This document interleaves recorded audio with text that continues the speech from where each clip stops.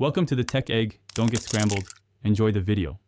In this video, I will explain how to get API responses using Postman. First, launch the Postman application on your computer.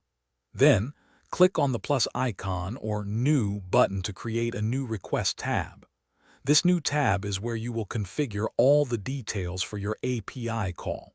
It's a straightforward process that takes just a few moments to set up. Now let's configure the request details. If your API requires authentication, navigate to the Authorization tab and select the correct type, such as bearer token or basic auth. For requests like POST or PUT, switch to the Body tab and choose the appropriate format, often RAW with JSON. You can also add key-value pairs in the Headers or Params tabs. Once your request is fully configured, it's time to send it. Simply click the Send button, usually located on the right side of the URL bar.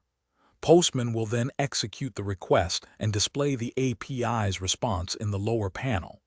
This process typically takes only a few milliseconds, depending on the API's performance and network conditions.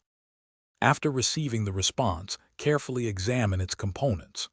The response body contains the actual data, often in JSON or XML format, which you can view in various modes like pretty or raw.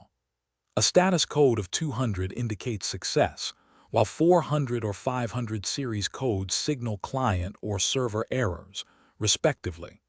Understanding these elements is key to effective API interaction. Thanks for watching. Consider subscribing if I helped unscramble your problems.